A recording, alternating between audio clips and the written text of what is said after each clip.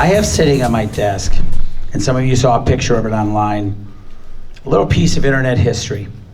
I want to share a story of how I got a ball from the DashCon ball pit. And it's the real thing because I got it from the company that rented the ball pit to DashCon. After 2 weeks of research, I finally found the company that was renting it. And I called the secretary of that company and shamelessly begged her to send me one. She thought I was an absolute lunatic. And she was probably right. I paid her more money than it would cost to buy a case of balls. And a case of balls like this. Just because I wanted the real thing.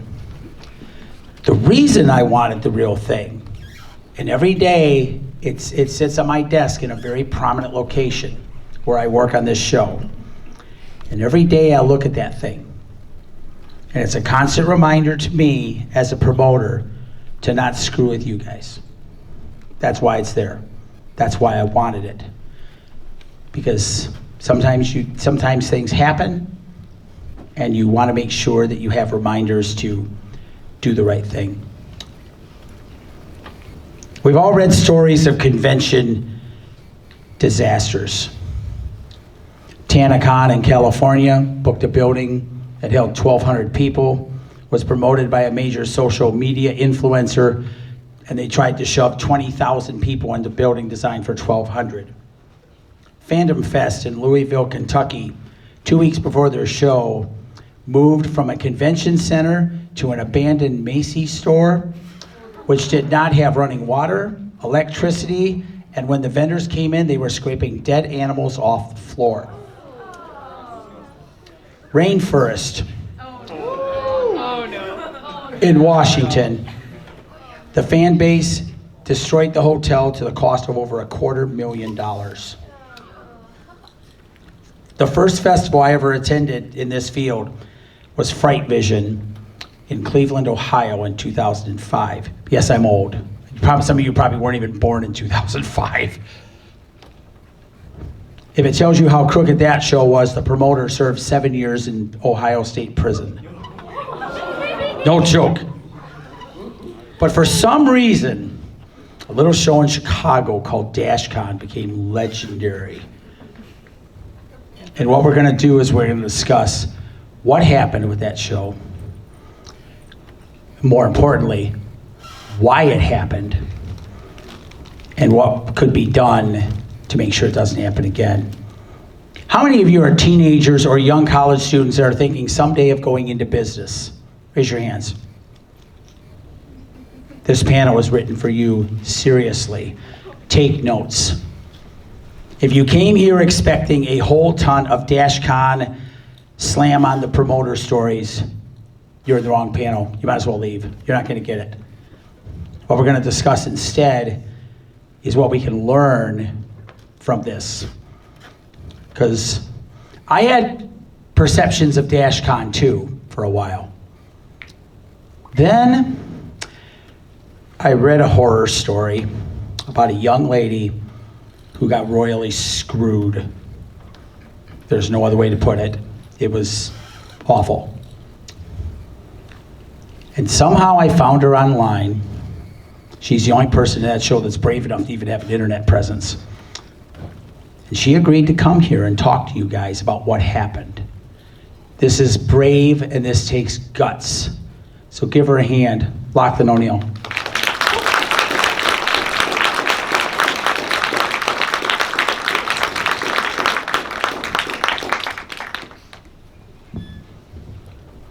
The only thing I want to add to this before we get started is respect, please. Grab a seat.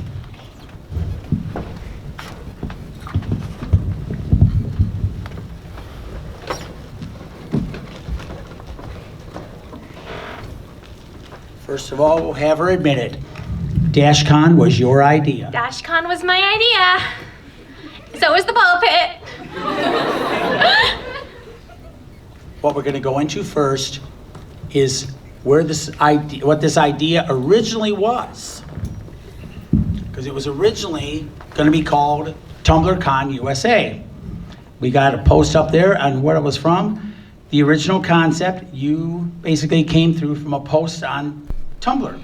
Yeah. Tell us about it. So I saw a post on Tumblr, and it was just like, what if there was a Tumblr convention where we all go and we all have booths for our different fandoms and we all hand out fandom merchandise and meet our followers. And this was in the same age as let's have a Tumblr University. Let's have a Tumblr Island. But these are genuinely good ideas. And I was 15 and I saw this post and I thought, yes, I have been to 2 conventions. One of them was a rabbit convention. I'm qualified. I can make this happen. Yeah, and then I started a blog. It was TumbleCon USA, and it evolved into DashCon. You don't have to be ashamed of it. It's embarrassing. Well, we all have had embarrassing moments in your life. Think about the most embarrassing moment in your life. Lachlan's talking about it right now. So if you don't want to come up on a stage and talk about your most embarrassing moment, give her some credit. This is bravery. Thank you. You're welcome. Thank you. It started with an Indiegogo fundraiser. Yeah, so it did. The Indiegogo fundraiser didn't happen until we got some adults on board. For the first couple of months, it was just me and my army of teenagers. Like I said, I was 15. I put out a post that said, hey, I'm starting a Tumblr convention. I don't know where it is. I don't know when it is, but it is going to happen.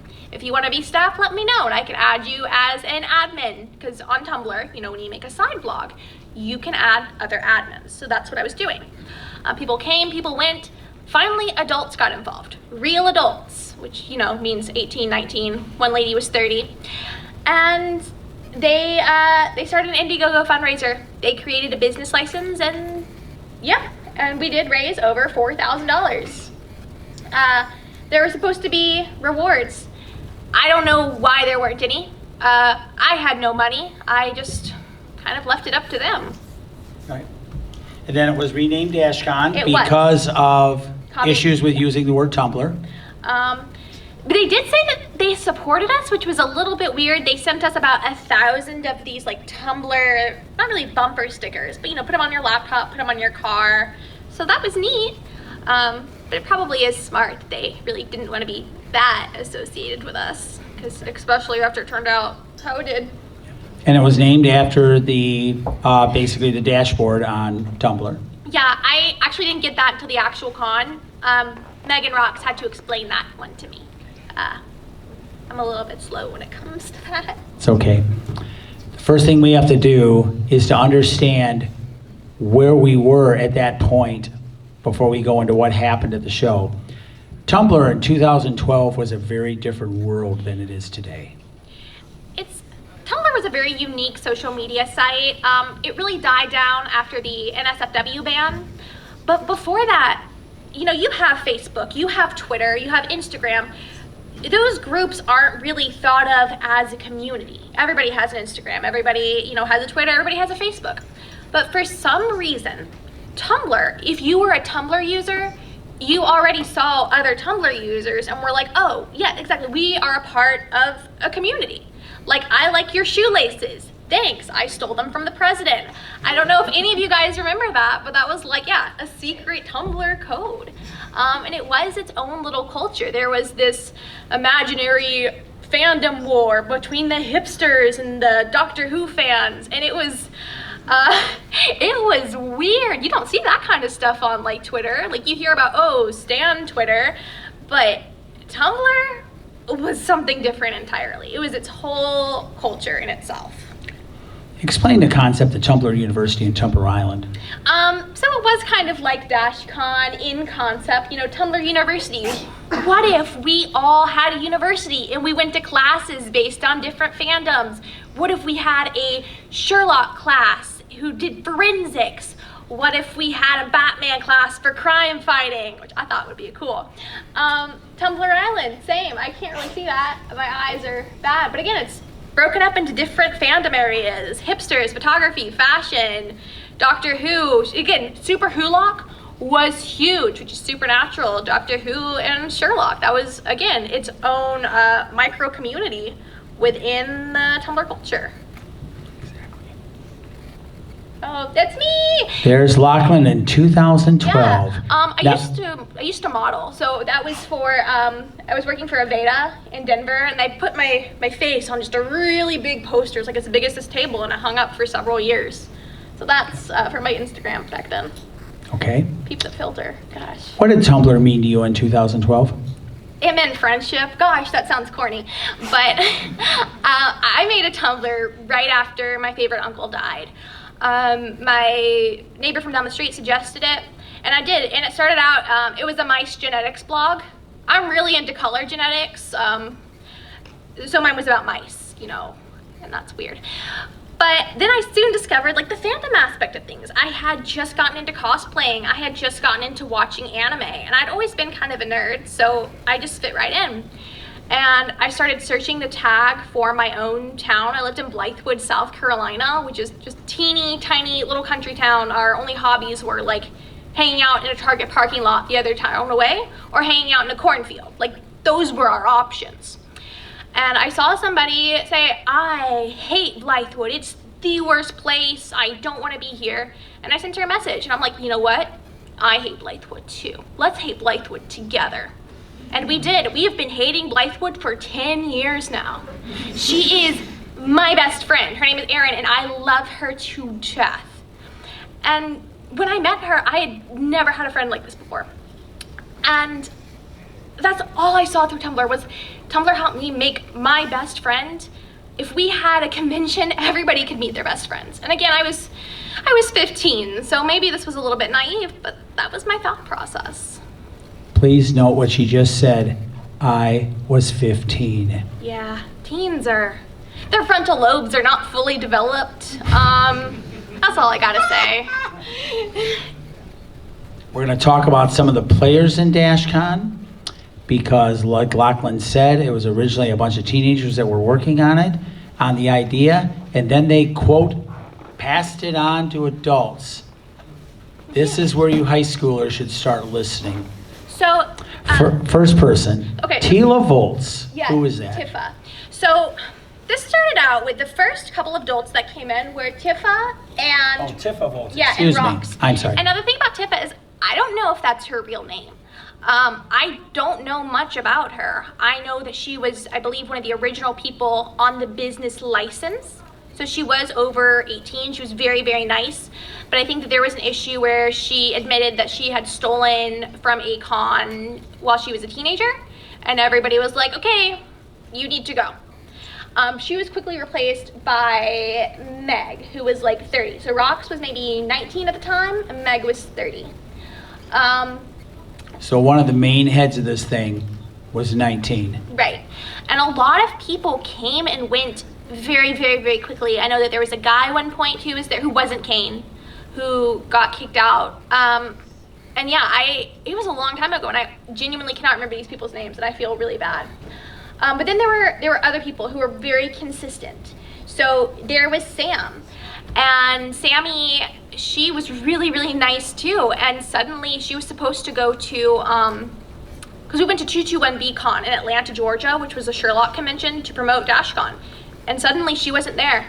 Meg and Rox had bought all these like tiaras for us from David's Bridal. We each picked out one, and she wasn't there. Suddenly Kane was there, and I don't know where Kane came from. All I saw was just some British dude. And I was like, okay, this is weird, but sure, he can have a tiara now. So yeah, Sammy was just suddenly disappeared and replaced by a British guy. Then there was Angela. Angela was Meg's right hand. They were good friends before the con.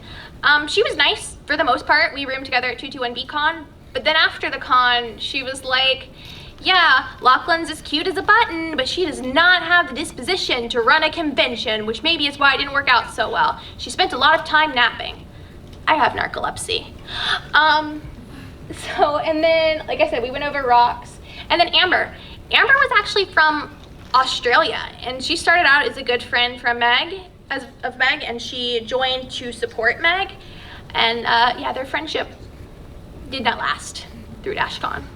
She was put in charge of the vendor hall, having no experience whatsoever, and girl, she powered through it. She was really strong. She did a good job. If you don't mind me making a comment or two about the job descriptions, notice I put down the job descriptions for some of the people that actually made it to the show. Mm-hmm. Kane Hopkins is especially interesting. His job was press interviews. Yeah. I can tell you from the event promoter perspective, that is about 0.1% of what I do. It's almost an inconvenience to do press. And that was the only thing he was doing. I don't know much about Kane. Kane, he was very, very charming. Especially at 22NB Con, he was charming and he had the cool accent and everything.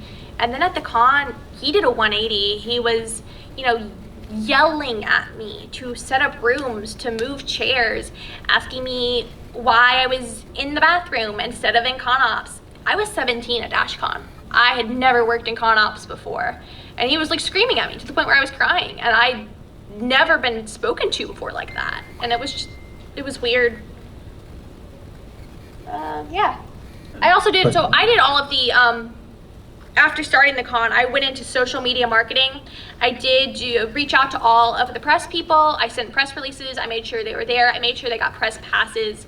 I sat in on a lot of the interviews for panels. And yeah, I ran ConOps by myself. That was awful. Yeah. Kane, though, did come with an interesting resume. He supposedly was an Ivy League student. At an art school, an Ivy League art school. Those Yeah, don't when's the last? exist. They don't exist. But he also had a strong British accent, which of course was appealing to some people, especially people that were into things like Sherlock and that kind of thing. I know both Rox and I thought he was hot stuff. I think his accent was fake. A lot of people who went to school with him have confirmed that the accent is fake, that he went to England once and came back with an accent. So I cannot confirm nor deny that, but I think it was fake. I just didn't believe it at the time. The actual lineup for DashCon 2014, to be honest, what they advertised was actually pretty good for a small hotel convention. Yeah, we did You have had Doug Jones from Silver Surfer, at that point Hellboy, as he was Abe Sapien in the Hellboy films at that point. Steam Powered Giraffe, anybody who knows them knows that they are big stuff online and very popular at conventions if you're lucky enough to catch an appearance of them at a convention. The Baker Street Babes, which was ultra rare. To my knowledge, they haven't performed in the United States since. Yeah. They probably don't trust us. And then Noelle Stevenson, who I'm still bitter. I never got to meet any of these people. Like I said, I was locked in ConOps, but she made She-Ra, and I love She-Ra. Yeah. She was not quite famous at that No. point, but now she's one of the bigger animation producers in Hollywood, does a lot of stuff for Netflix.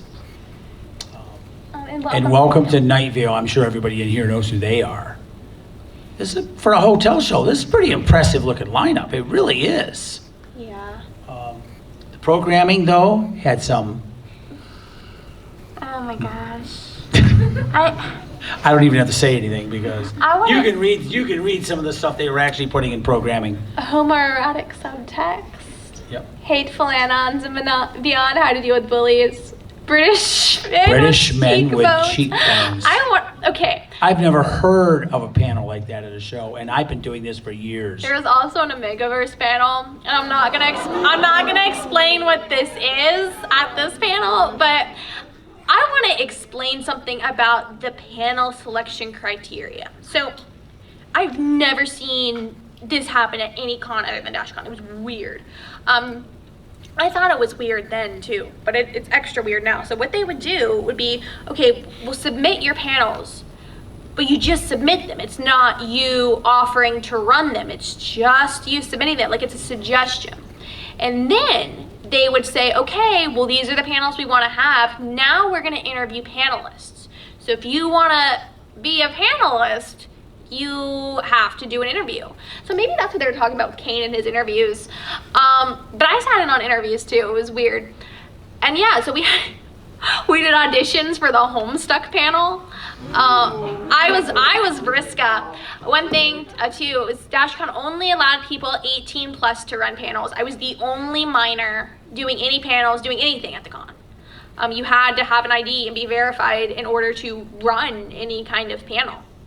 And they wouldn't let me do anything alone. Like, I submitted a Brony 101 panel, and they were like, okay, well, you submitted this, but you're not 18, so we need to find adults to run with you, Lachlan. And I'm like, okay, that's cool.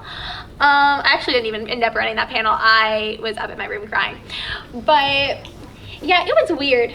And Steam Powered Giraffe didn't end up coming.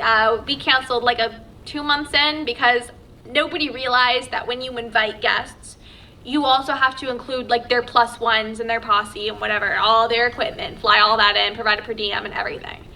And the owners were like, oh, well, that's weird. And I was like again, I was 16 at this point. I was like, that is weird. We shouldn't have to be paying for their wives or girlfriends or whatever. That's not cool.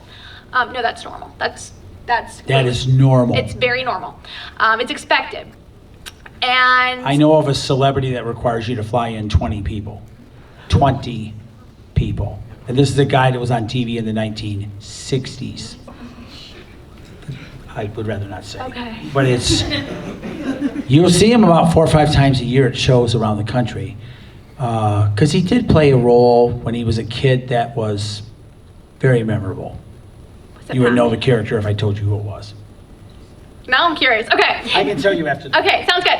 Cool. Nothing personal, guys. But yeah, it was, so we canceled it. And we did have something in our, terms of service saying, well, if guests cancel or we cancel them, that you can't get a refund. And again, a lot of people, what? I said lol. Yeah, but from what I've seen, this is common at other conventions too. Like if somebody canceled at Denver Comic Con, there were no refunds. So in some cases. There's some truth to that. And yeah, so that's why that didn't happen. But I was in charge of responding to their emails. And so I'm just like, I'm 16, I'm in my apartment. I'm like, dear Steam Powered Giraffe, I'm sorry you guys are angry, frowny face emoji. I think I was trying to be a little bit more professional than that. I can't quite remember, but it was a lot. And then I had to go to school, and there was people had questions at school. It was a lot. It was a lot. And of course, there was the Random Acts charity that was supposedly involved. We'll get into that a little later. And of course, the ball pit. Ball pit. This is probably why this show is discussed famously. It is great enrichment for raccoons. However, the original idea was radically different. This is the best picture I could find. No, this is not what DashCon got, but Lachlan had a very different idea for what DashCon should get. So let's define what you wanted for this. I've always loved ball pits. I've worked with animals since I was young. Anyways, I've worked with animals forever. It is good enrichment. It's also really fun for people. And I saw a YouTube video that was strangers meet each other for the first time in a giant ball pit. And for some reason, something clicked in my brain and went, this is the best idea I've ever seen. It's like a raccoon ball pit, but it's for people. Yes, we've gotta have one. We've gotta have a ball pit. If anything at my Tumblr convention, there's gonna be a ball pit. And it was supposed to be big. It was supposed to be as big as this table and then maybe 3 of them, right? That was not what we got. The ball pit that was advertised on the website, it was Clowning Around Entertainment. Clowning Around, that's where I got the ball, Clowning Around Entertainment. It's in Chicago, in case you want to chase your own ball. It was, you know what it looks like. Y'all know. We've all seen the memes. Which is why we got the extra hour, because they were like, yeah, it wasn't the one that we promised on the website, but y'all can have an extra hour for free. And Rox hadn't seen it, so she didn't understand, but she was like, oh, okay, cool. All right, guys, sorry about what happened last night. Y'all get an extra hour in the ball pit. It was, oof. So basically, the concept for this was basically a ball pit, but sort of like a jacuzzi for Yes. adults. But it was a ball pit for adults, but sort of the concept of, a lot of some of you probably have gone jacuzziing with friends or hot Yeah. tubbing with friends in the past. Sort of the same idea. A fun sensory experience. Yeah. And how many of you have ever gone hot tubbing with friends? I bet a few of you have. It's just it was just a different thing. Instead of water, it was balls. That sounded terrible, I'm sorry. One of the interesting things as a convention head I noticed was they attempted to release a schedule 8 months before a show. Tell me a little about that. So, about the schedule, that's kind of what I was talking about with the panelists. So, we decided on all these panels, we would submit their panels, and we decided, okay, well, these are the ones we want to have. I didn't understand what half of them were, but it wasn't the Lachlan O'Neill show, it was TumblrCon. So, sure, we can have an Omegaverse panel. I don't know what that is. Let's do it. And then we presented this list of conventions, and that was, or panels, and that was our schedule. And that's when we started having people apply to be panelists. Not submit panels, but apply to our pre-approved panels, like British men with cheekbones. I can tell you, as somebody who helps with the programming with this show, getting a schedule out about 30 days ahead, which is generally speaking what you're used to from us, is an accomplishment. A lot of shows, how many of you went to UMACon and literally discovered there was no schedule to the day of event? Yeah. That's far more common than what we do. And we would never even fathom putting out a schedule 8 months ahead of time.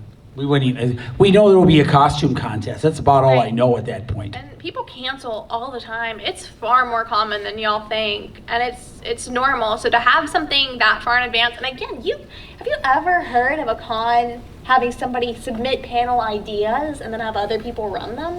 And have other people run them? No. No, it's weird. And we have, as you guys probably know, is we always advertise that we're looking for fan panels. Right. And we have had fan panels run at this show more than once by minors. I'm okay with it. Yeah, so have other major I think there was Comic-Cons. actually a 16-year-old at this show who ran something on, it was some fandom I never even heard Yeah, of. I've been It was running- last night. I've been running panels since I was 15, 16. Like that was normal for me. They're mostly, Homestuck, My Little Pony Ask panels, but then I did move into again, I was very active in the My Little Pony community. I was invited to BronyCon and stuff. So those were the panels that I was running.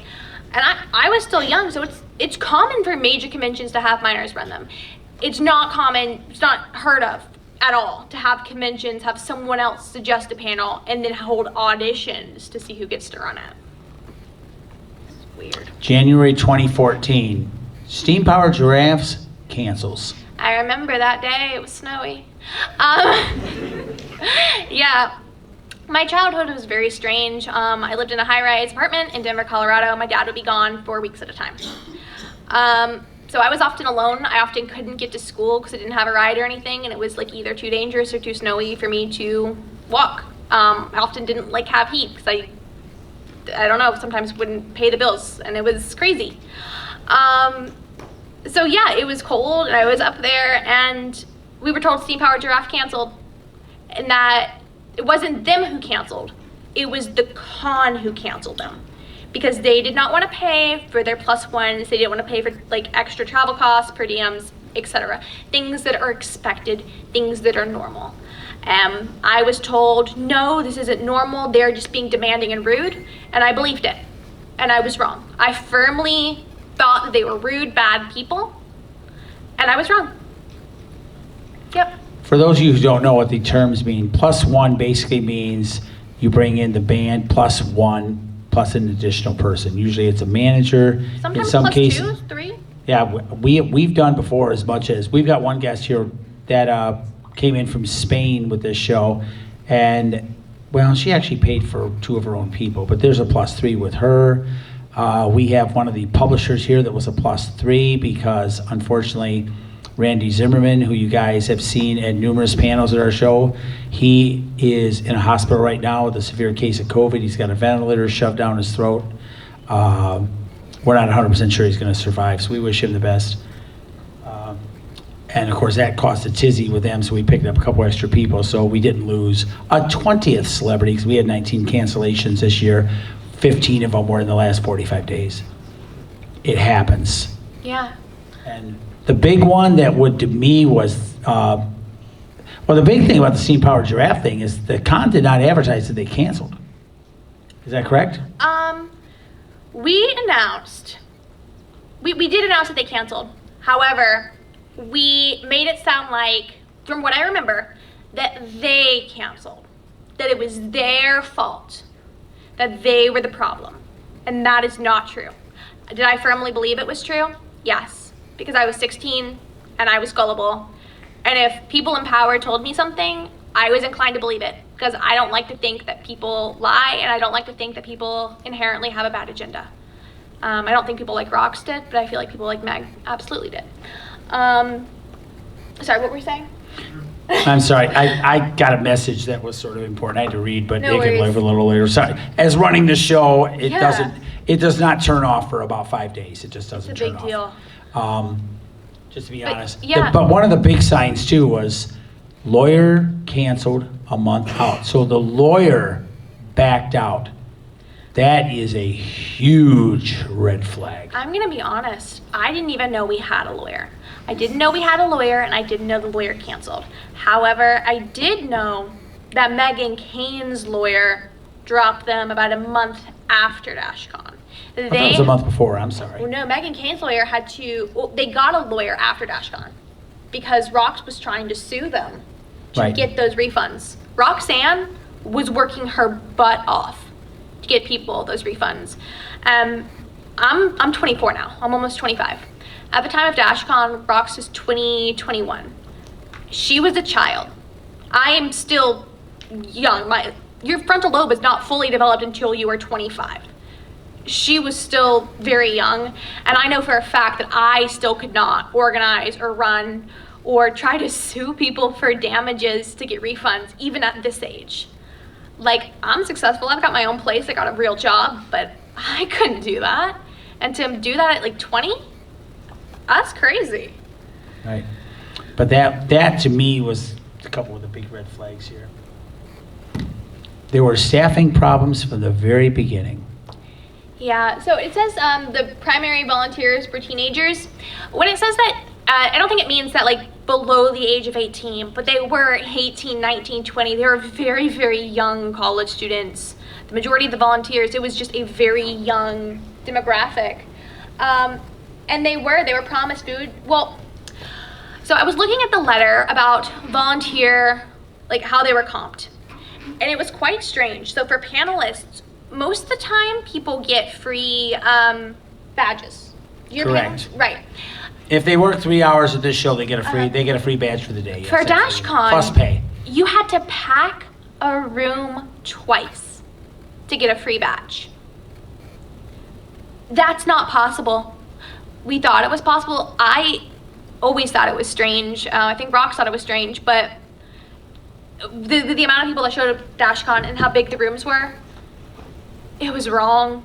It couldn't be done. They were promised food. I believe they were promised a shared hotel room, but of course there was no training. No, not at all. I wasn't even trained. I did get a hotel room, but I was also promised food that I did not get. I remember begging people for something, just like strangers, like at the con. I was like, hey, do y'all have any chicken nuggies? I'm hungry. Or like going to the bar and be like, do y'all have any more free bread, please? I was starving, like the whole con, it was ridiculous. Yeah, no training. There was a lot of infighting between the core staff Yeah. from the beginning. The day before the con, so everything was fine. We would, go out to California Pizza Kitchen, went to the Cheesecake Factory, it was great.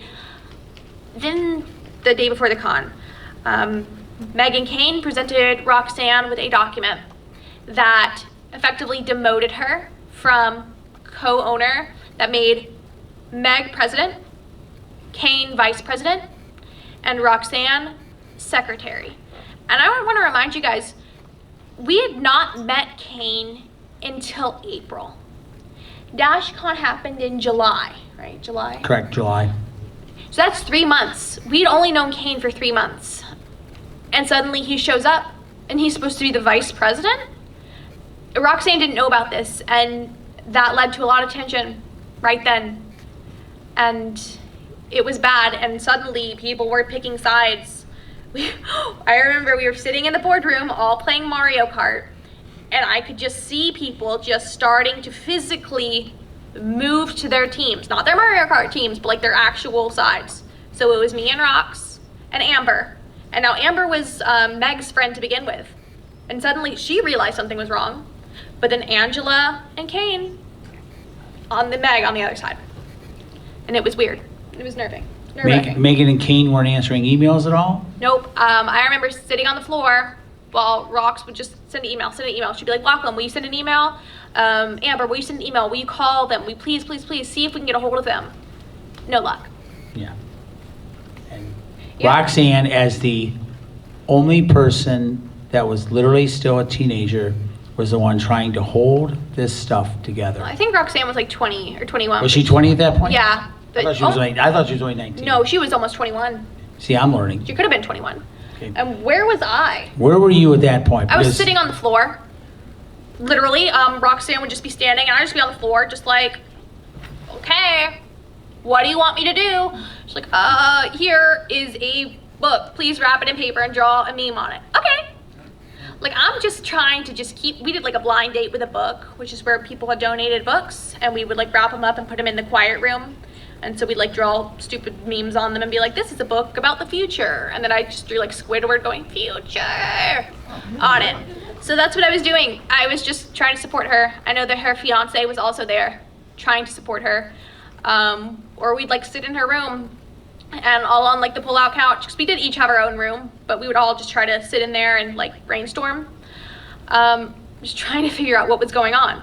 And she'd be like, okay, Lachlan, am I overreacting, or is there something weird? And I'm like, no, it's weird. It seems like they're ganging up on you and it's mean.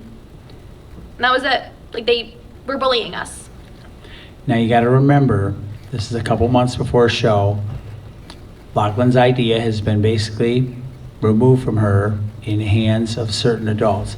This is where you teenagers who are going into business need to start thinking about this. A week before a show, Yep. Lachlan gets on a plane. Now we need to discuss, this is also a very important point, Lachlan. Mm-hmm. You were 17 years old at Yes. this point. You came up with this idea when you were Yes. 15 years old. Mm-hmm. And this has been asked in a lot of stuff when you did your little video that I discovered. Where were your parents at this point in your life? They weren't there. My mom, a year and a half prior, almost died. My mom was actively dying for about a year.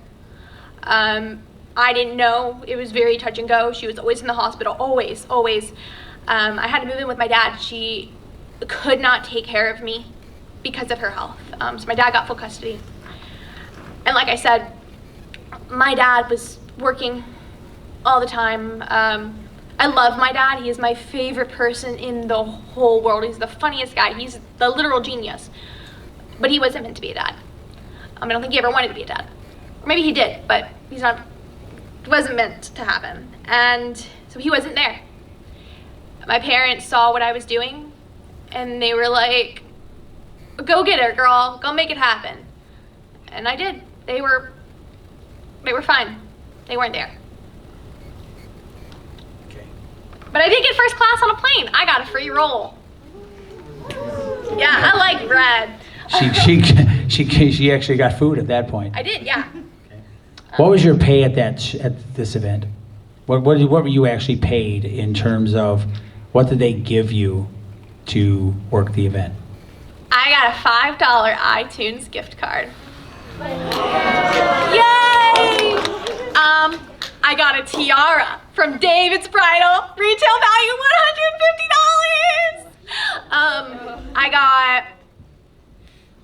That's it. Well, I got a hotel for a week. I got a first class ticket, never ridden first class before. I didn't get any money. I didn't. You're on the plane, you're on the way to the show, It's a week before. There's certain excitement. Correct? In terms of excitement? I'm so excited. I feel like a celebrity. I mean, nobody really knows who I am. They only know my idea, but that's all that matters to me. I'm the kind of person who likes to let their work speak for themselves. DashCon certainly said something. It wasn't necessarily something very good.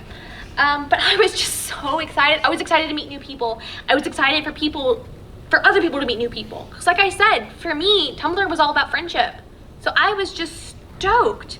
I got off the plane. We had our DashCon song. It was set to Party in the USA, but it was Party at DashCon Hey. I'm going to be at DashCon Hey. Yeah, stepped off the plane at ORD with my dream and my cosplay on. I fly into ORD all the time, and that is the song that goes through my head. I got stuck there 2 weeks ago. They lost my bags. They found them, but stepped off the plane at ORD. Now we get to the day of the event, and as the internet historian said, a big hoping dose of reality shows up. Yeah. The door receipts were not what you expected.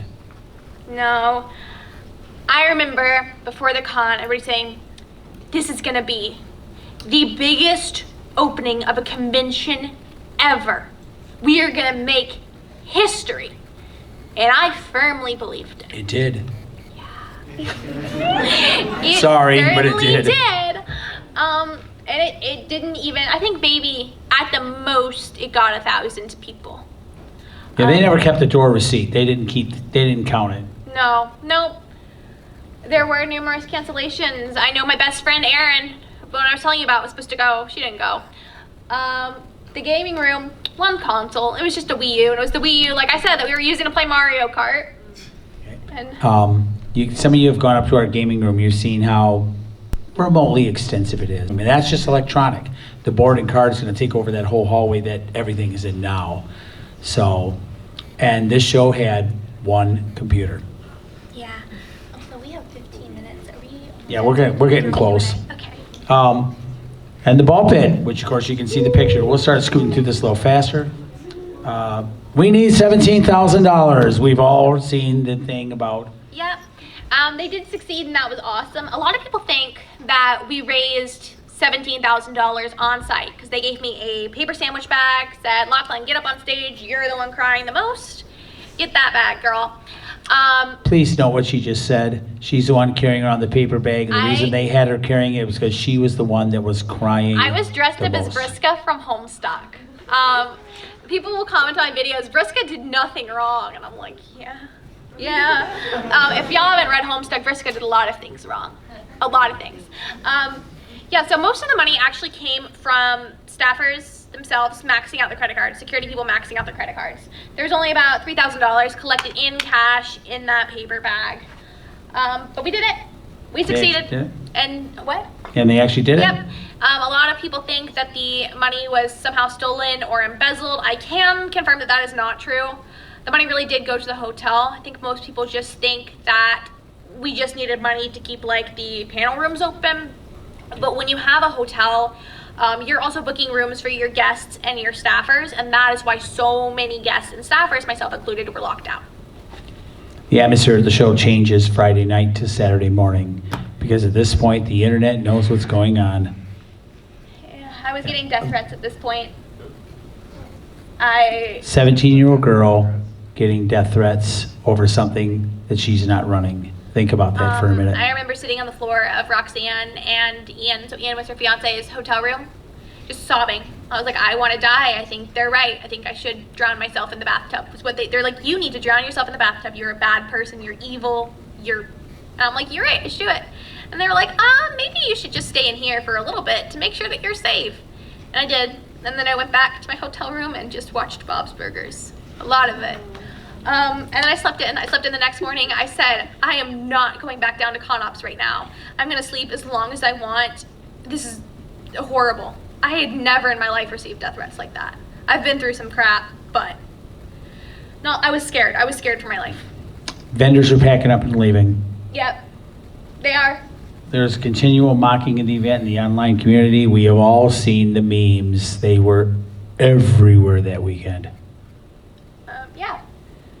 There's a lot of guests are leaving early. I actually think that Doug did stay the whole weekend, but I never got to see him. And I was really disappointed about that. I found online that he stated he left Saturday night. Oh, yeah. Guest and volunteer, hotel rooms canceled. Yep. And again, that's, they were opened back up eventually, but I think that Noel ended up staying with Welcome to Night Vale. I think that one of the most mortifying things about it is they had numerous volunteers that were working the show, and all they were being paid was food and a hotel room, and no food was provided, and the hotel keys were turned off. You got to remember, she's sitting here 17 years old, and the adults are doing this to her. Yeah, I was scared. My stuffed rhino, my blanket that my great-grandmother knit me were in that room, and I was like, I can't survive without those two objects. They're literally in my hotel room. I've had them since I was born. I know that Your sounds key won't be stupid. turned off, I promise. Yeah, I know that The sounds hotel's stupid when I paid. say it out loud, but for me, it was a lot. The apology panel on Sunday morning was pretty insane. I wasn't there. I called my mom, and I said, Mom, I need you to pay to have my flight changed. I'm scared. People are wanting to kill me. I need to go home. And you know what? She was like, well, I told you this would happen. She didn't. She still holds it over my head. I'm like, hey, Mom, I'm going to go to a convention. And she's like, well, maybe you shouldn't go, because every time you do, you end up having to change your flight and crying that people are coming to hurt you. I'm like, that happened once, Stephanie. That's not like a pattern. But that is still something that my mom holds over me, and that's Nope, rough. I'm not going to threaten to kill you, I promise. Thank you. I appreciate that. I think I could like take somebody now, but back then I could not. And by 1 o'clock Sunday, it was over. That would be Okay. like us closing down at 1 o'clock. And Yep. Guys, you pay full price to get in. My plane landed. I opened my email. It just flooded with people saying, I'm gonna sue you. I'm gonna kill you. I'm gonna sue and kill you. I'm gonna kill you, and then I'm gonna sue your family. You should kill yourself, and then everybody should sue you. And I just responded, okay, talk to my attorney, XOXO. And that was it. Like, that was my copy and paste, and then I changed my header on my Tumblr to, you're not being the man Mr. Rogers thinks you can be. And I was like, I'm gonna laugh it off, and then I got home. And I went back to my apartment, and my dad was there, sitting in his chair on his desk in front of his big screen TV that was also his computer monitor, pulled up a picture of me in the Dashcon ball pit that was circled in MS Paint. And I was like, thanks, hate that. He was my biggest critic. Not critic, he just thought it was hilarious. Thought it was so funny to see me. This is Dad we're talking. Yeah, my dad. There's actually a TikTok about it where he, yeah. We're going to go through rumors real quick. All we're going to do basically is just say true or false. Okay. Okay, Lachlan, fair enough? Yep. And if you want to explain a sentence or two, I'll keep my mouth shut. People who donated $500 to the fundraiser never received their gift bags. As far as I know, that's true. That's true. Gift bags were actually recycled for prizes at the event. That's not, well, partially true. The gift bags for the press and the celebrities who did not show up, if we had like extra, do you guys like give, yeah. Yeah, we do gift bags. Yeah, extras, those were recycled. That is how I got that $5 iTunes gift cards, because we bought them in bulk. Hotel mints were used as prizes for certain panels. That's true, but they weren't Dashcon panels. It was like independent panelists who were doing that. Walking Dead and Morgan Freeman giveaways, which were promised as part of the steam-powered giraffe the Welcome to Night Vale cancellation they were given away, were never distributed. I've never heard of that, so I don't know. Probably not. Okay. Minors were allowed into BDSM 18+ panels. That is not true. I wasn't even allowed to run my own panel. So there was really strict about minors. One of the most famous rumors, somebody urinated in the ball pit. I'm really sorry to share this, but that's not true. I called and I asked, but you guys are free to continue on with the lore. Female staff were purchased expensive tiaras. We've already clarified Not that. true. Staff members of all genders were purchased expensive tiaras. Love that. Inclusive. Pacific Rim was played to 100 people illegally, and con attendees contacted Benicio del Toro Yes. to inform him of that. True. Mark Does Stuff was harassed for misappropriating the gay for profit. Basically, he is an LGBT Hispanic, well-known vlogger about being gay and Hispanic, and people gave him death threats because they thought he was a white guy who was making money off being gay. Don't know True or who that false? is, but sounds true. Sounds true. I can't confirm or deny. Don't know who that is. Dr. Horrible Sing-Along blog was canceled due to copyright issues. Probably true. I don't think it was canceled. I think they just did it illegally. The artwork used for the show was stolen copyrighted material. Technically, but it was more, it wasn't malicious theft. It was Google.com Galaxy background. And a lot of people assume things are just stock images are free for use. And so I write that up to just stupidity. I know when I was in art school, they didn't even teach us that till like the last year. So we made a lot of illegal collages in art school. Kane Hopkins' education was greatly Yes. exaggerated. Yes. Kane, so true? Oh, his education was hella exaggerated. Kane's British accent was fake. I believe it's true. Underage parties were at the hotels were more geared to 18 or 21-year-old people, basically, since it looks like most people in here are old enough to say there was a rumor that there was a teenage orgy at the event. Bold of you to assume there were parties. No, did not happen. I didn't hear that one. If that, she's not sure, but if that was true, I will attest that we have had issues with teenagers at this show actually having intimate relations in bathrooms and in assorted other places at the event. I've had And issues it's- with that when I was younger, and I was rooming with like 10 Homestucks in one room. Yeah, that's an issue. Was, as far as I know, not an issue at DashCon. Yeah. Okay. The aftermath, there were memes galore. I'm sure you guys have all seen them, the Jump in the Pit song and all that kind of stuff. Yep. Non-stop excuses and apologies. The one I wanted to talk about the most was Megan actually blaming Welcome to Night Vale for the fact that she didn't pay them. Wasn't their fault. I would have canceled too. They did nothing wrong. There are no refunds issued to this day. Yep. And probably never will be. One day, if I ever get rich or win the lottery, I want to, but you know. Now, even after the adults did all this stuff very publicly to everybody, they attempted to do it again. Yep. Emoticon, Indianapolis. Yep, and it was because they were still under contract for the hotel, and unless there's like a force majeure or something, they couldn't cancel. But they did. They did. Rox wasn't involved. It was just Meg and Kane and some other people who just were nightmares. Yep, that's it. Where are they now? And the interesting thing about the people from DashCon, with the exception of this brave soul here, I don't. is all of them are basically scrubbed from the internet. Is that fair? That's fair. It's true. I was friends with Rox on Facebook for a little while, or for years, although I recently changed my entire profile, made a new one, because I was having like a lot of bronies stalk me on the internet. I didn't add her on that one because I feel like she deserves to be left alone. I feel like she just wants to let this go, and I feel like she deserves it. I think she's a very good person, and I think she worked very, very hard to get people refunds, and she was royally screwed. And I think peace is what she deserves with her husband. The only thing we've really found was on Kane Hopkins, was he was arrested for shoplifting at a Walmart. Yes. And Meg divorced her husband after DashCon and hooked up with Kane's girlfriend. That is true. So you have actually come out of this okay. Yes. I like to think I'm very successful. I don't have to have a roommate. My only roommate's a raccoon. I'm very, very, very happy in life. Yep. Congratulations. Thank you. Like I said, this is a very strong, brave woman. Thank you. Yeah, if y'all want to follow me for raccoon content, I'm on TikTok as at Loch Ness Official. There's lots of raccoons, lots of DashCon. The one aspect that's interesting, then we'll take some questions, and I'm going to do a little spiel myself, is there are people who do internet history that believe that DashCon was an instrumental event for the fall of Tumblr itself. Would you think that that is a true statement, or is that a little exaggerated? I think it's true. I think it was a major.